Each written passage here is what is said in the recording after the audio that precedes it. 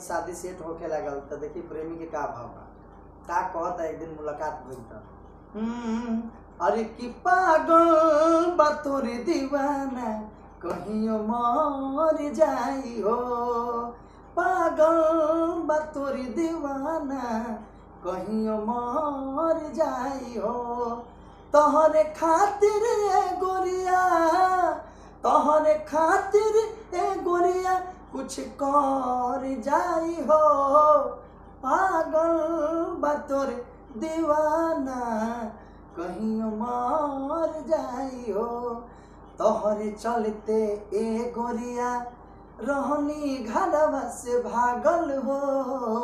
प्यार में कहत बाटे सारा लोगवा पागल हो तू न हमरा के न चाहबू तो तू न हमरा चाहबू तोहर जाइब हो